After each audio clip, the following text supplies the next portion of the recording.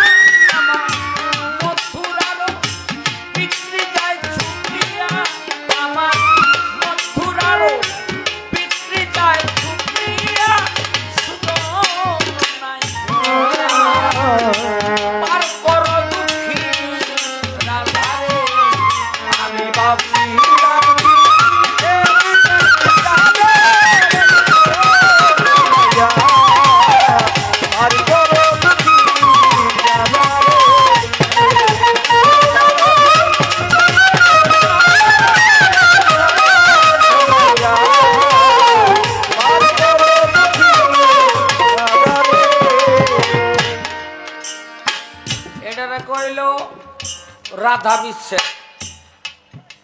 বিচ্ছেদের মধ্যে দুইটা ভাগ, একটা কৃষ্ণ বিচ্ছেদ আর একটা রাধা বিচ্ছেদ। রাধা বিচ্ছেদ। আজকে মুক্তা যদি খালি দুইটা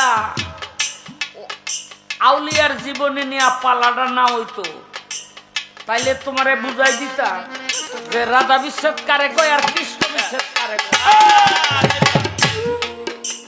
পারলাম না খালি পালাটার কারণ। এটারে কি কয়? আস্তে এক পিস সাপ দুইজন ভক্ত লইয়া হজে রওনা দিছে। হজে কই যাইব? হজে।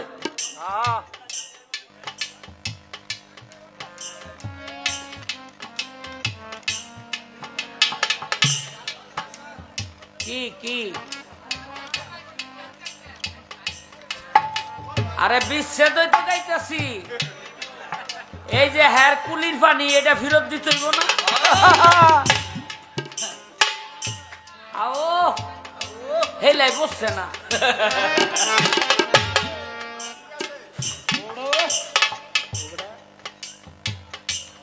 তো এক শহরের উপর দিয়া যখন যায় দেখে দোতলা বাড়ির উপরে একটা খ্রিস্টান মাইয়া এত সুন্দরী, ওই যে একটু আগে যাইছিল,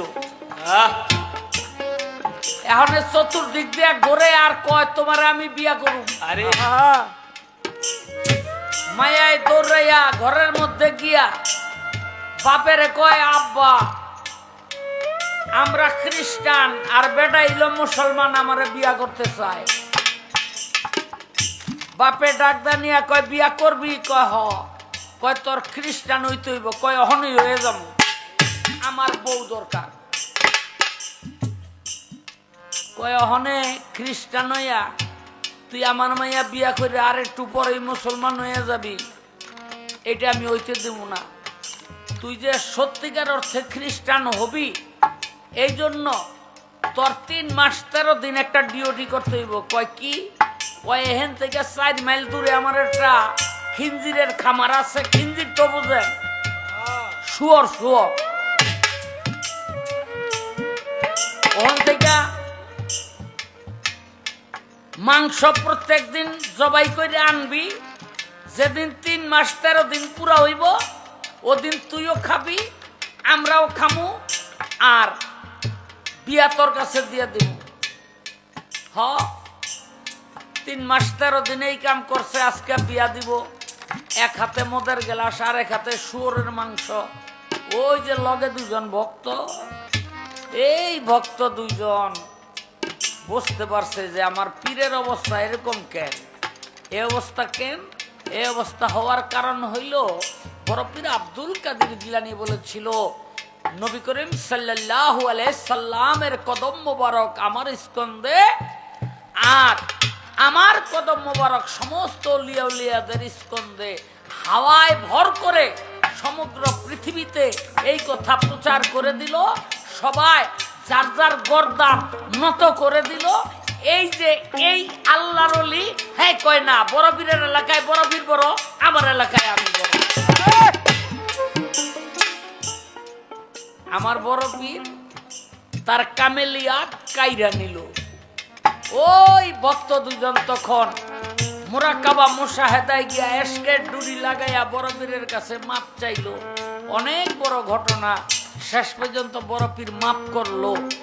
আর ঠিক তখনই বড় পীর ওযু করতেছিলেন, ওই কুলের পানি ছুঁড়ে মারলেন। ওই যে পীর সানোয়ার তার চোখে মুখে আইসা যখন ওই কুলির পানি লাগলো অনেক দূর থেকে, তখন সে মদের গ্লাস আর শুকরের মাংস হাত থেকে ফেলে দিয়া চিৎকার দিয়ে উঠলো, আমি কি করছিলাম? আমার নিজের জীবনকে বরবাদ করে দিয়েছিলাম। সে হজে না গিয়া গেল কই? বড় পীরের বাড়িতে। এখন এই যে কথাটা কইলাম কি খারাপ? এই যে 2 জন চিৎকার দিয়ে উঠলো,